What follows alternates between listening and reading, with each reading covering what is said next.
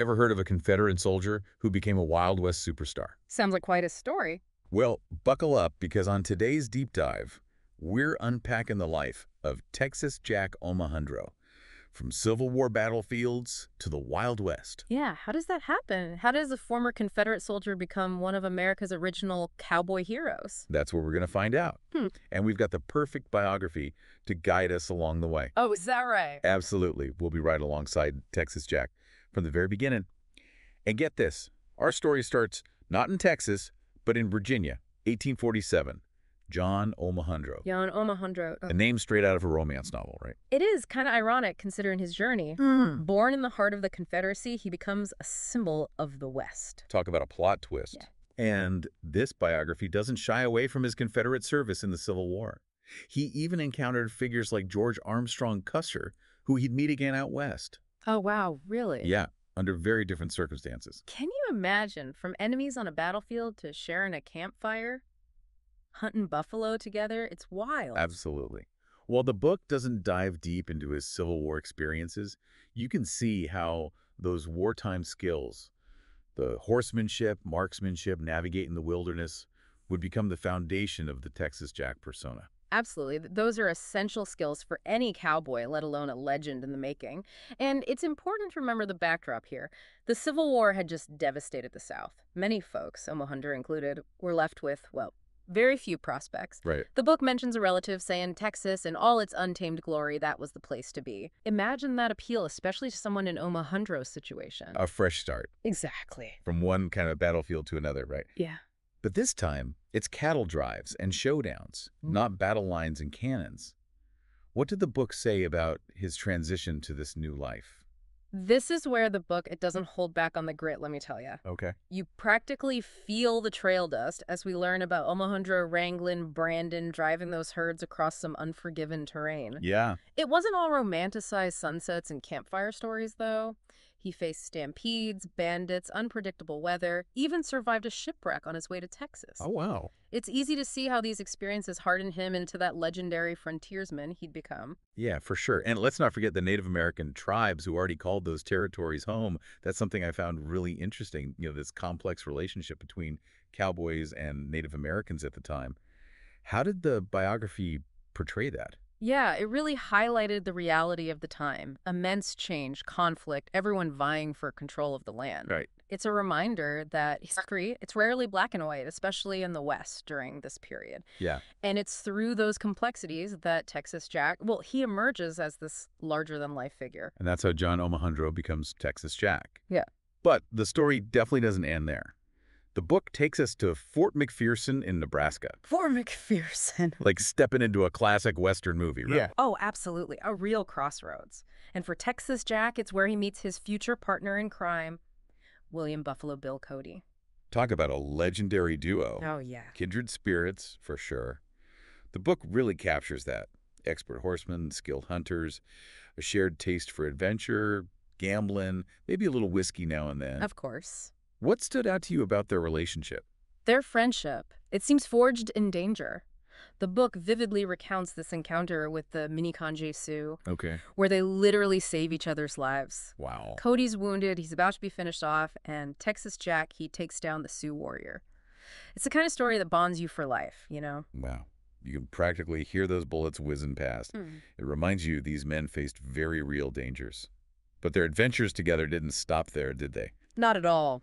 Next, they're off to the Grand Duke's hunt, a massive buffalo hunt What? for Grand Duke Alexis of Russia. No way. Imagine, former Confederate soldier alongside Union generals, all for a Russian Grand Duke. Oh my gosh. It's such a snapshot of America at the time.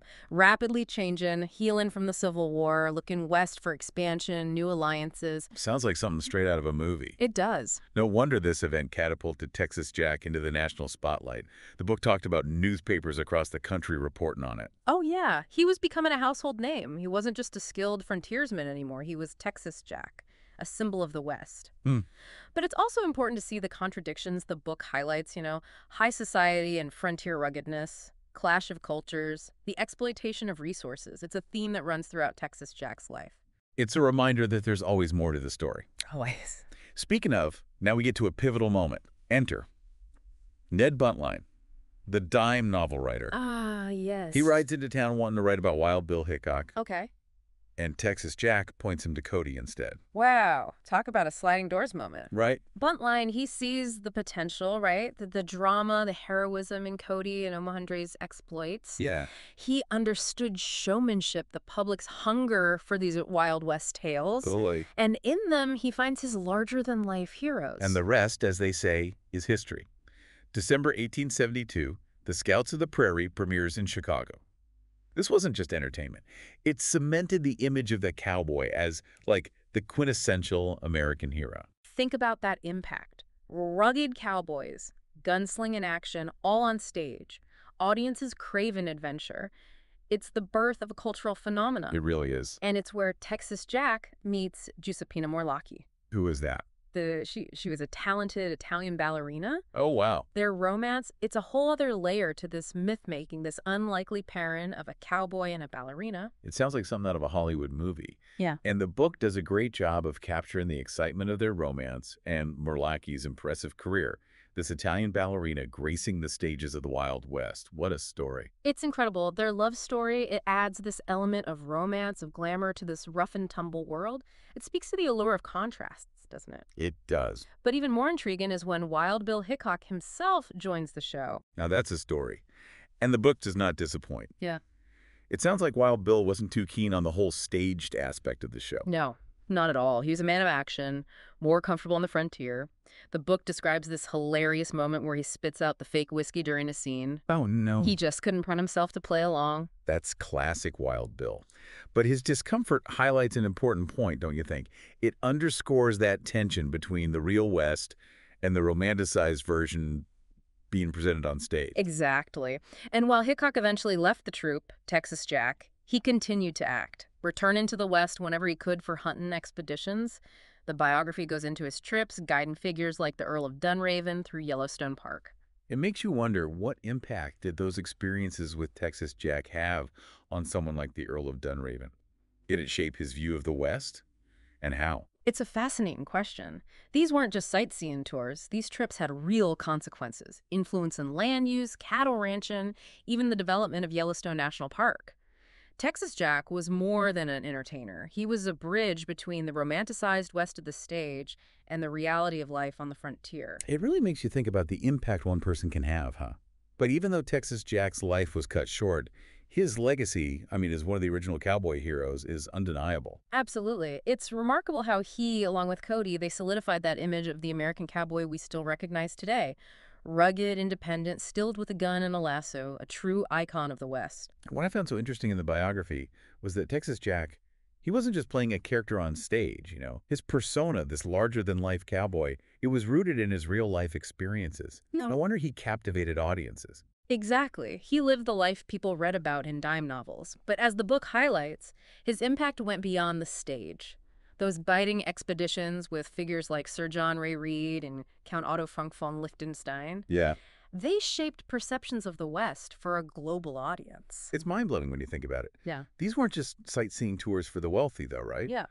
Like we talked about earlier, they had real consequences. Oh, for sure. Influencing land use, cattle ranching, even like the development of Yellowstone National Park. It's a testament to the power of the image he embodied. The cowboy as a symbol of freedom, adventure, self-reliance. It continues to resonate with us on a deep level. Think about it. Texas Jack's image, this cowboy hero, it still pops up everywhere. Movies, books, even commercials. It's true. And it makes this deep dive into his life all the more fascinating. He's a reminder that history is often more complex and nuanced than the myths we create. He's a bridge between the myth and the reality of the West. And as you continue exploring his world, here's something to consider. Did the romanticized image he helped create mask the true cost of westward expansion, both for the individuals who lived it and the Native Americans who were displaced? It's a question worth pondering. Well, that was quite a journey. From Confederate soldier to cowboy hero, Texas Jack's story really captures the spirit of the Wild West. He wasn't just a man. He was a legend, a symbol, and a product of his times. And on that note, we'll wrap up this deep dive. Until next time, keep exploring.